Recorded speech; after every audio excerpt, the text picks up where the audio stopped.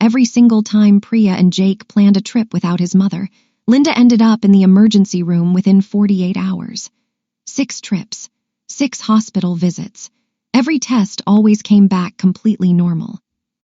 Jake grew up believing his mother was simply unlucky with her health, chronic migraines that flared at inconvenient times, a heart that occasionally raced for no reason, dizzy spells that sent her to urgent care every few months. Priya, dating Jake for 2 years before they married, had absorbed this as simple fact long before she ever noticed the pattern underneath it.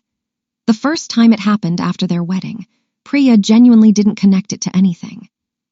She and Jake booked a 5-day anniversary trip to the coast, told Linda the dates 3 weeks in advance, and 2 days before departure, Linda called sobbing, chest pain, an ambulance already called, Jake's father too flustered to give clear information over the phone.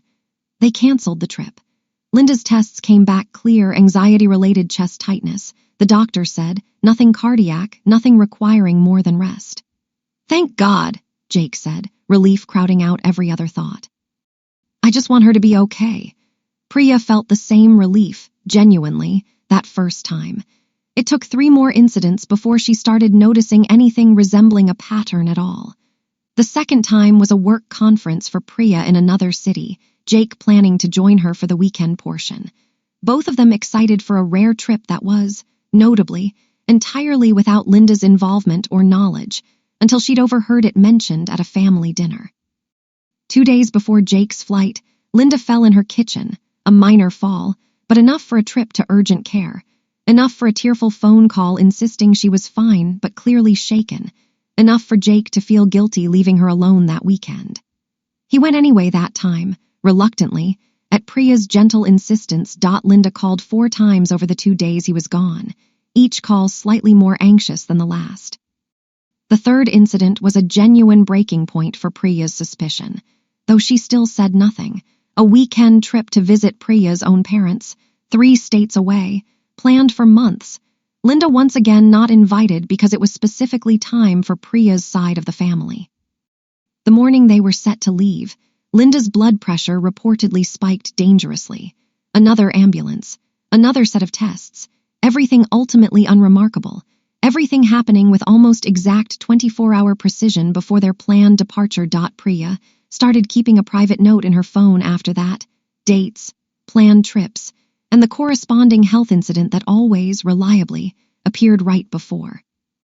By the 6th incident, a weekend baby moon Priya and Jake had planned quietly, deliberately not mentioning it to Linda until the week of, specifically to test whether the timing would hold even without much advance notice. Priya had 6 entries in her private log, each one showing the same unmistakable pattern. Health crisis appearing within 48 hours of any trip, explicitly excluding Linda, resolving completely, always, the moment the trip was canceled or Jake returned early. The 6th incident arrived exactly on schedule, Linda calling in tears the day before their flight, describing symptoms severe enough that Jake, panicked, nearly canceled the trip entirely before Priya, gently but firmly, suggested they simply check on his mother first before deciding anything. They found Linda at home. Not at a hospital, describing symptoms that had already started improving, declining Jake's offer to take her to urgent care himself, insisting she'd be fine, insisting they shouldn't cancel their trip on her account. A script, Priya realized watching it unfold in person for the first time, that seemed designed less to genuinely seek help and more to generate exactly enough concern to make leaving feel impossible without actually requiring anyone to verify anything at a hospital. Priya didn't say anything to Jake that night. She waited until they were home from the trip, which they took anyway, shortened by 2 days, Linda recovering suspiciously quickly the moment they'd committed to going, before she showed him the log. 6 trips. 6 incidents. Every single one resolving completely, without lasting medical concern, within hours of either a trip being canceled or Jake cutting his time away short. Jake stared at the pattern for a long time, something visibly shifting behind his eyes as 2 years of individually explainable incidents suddenly reorganized themselves into something else entirely. You think she's faking it, he said slowly. All of it. I think, Priya said carefully, that 6 emergencies clustering exclusively around trips that don't include her isn't a coincidence anymore. I'm not saying she's not genuinely anxious. I think the anxiety might be real. I just think the emergencies conveniently escalate exactly when she's worried about being left out. Jake didn't want to believe it. He spent a difficult week turning the pattern over, calling his father privately, asking careful, uncomfortable questions about timing he'd never once thought to track himself.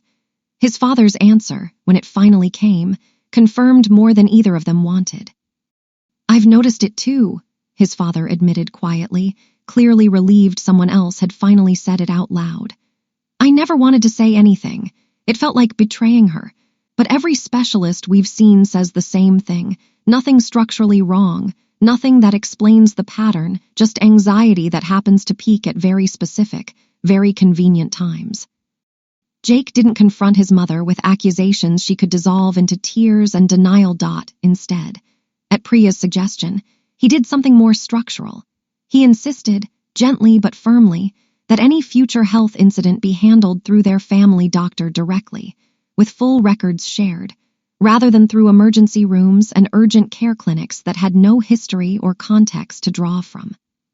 He also, separately, began doing something he'd never done before, making trip plans, following through on them regardless of any last-minute health incident, arranging for his father or a family friend to check on Linda in his absence rather than canceling anything himself.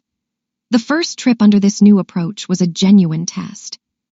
Linda called, predictably, the day before departure, describing familiar symptoms. Jake, calm and caring, but unmoved from the original plan, arranged for his father to take her to their family doctor immediately, and left for the trip as scheduled.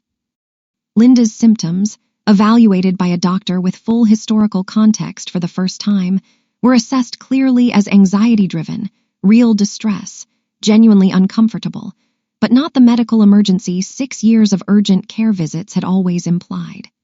The doctor gently suggested therapy, specifically around fear of abandonment and loss of relevance within the family, a suggestion Linda initially resisted before, eventually, reluctantly, agreeing to attend. She never fully admitted the pattern had been intentional. She insisted, every time it came up, that her fear had simply always been genuine, that she'd never once deliberately timed anything. Jake and Priya didn't need her to admit it. The pattern itself, laid plainly against 6 years of dates, had already said everything that needed saying. Trips continued after that, including Linda now, sometimes, when genuinely wanted rather than accommodated out of fear, and excluding her other times, without incident, without an ambulance, without a single emergency arriving conveniently within 48 hours ever again. The anxiety Linda actually carried, it turned out, had never really been about her heart or her blood pressure at all. It had always, quietly, been about being left behind.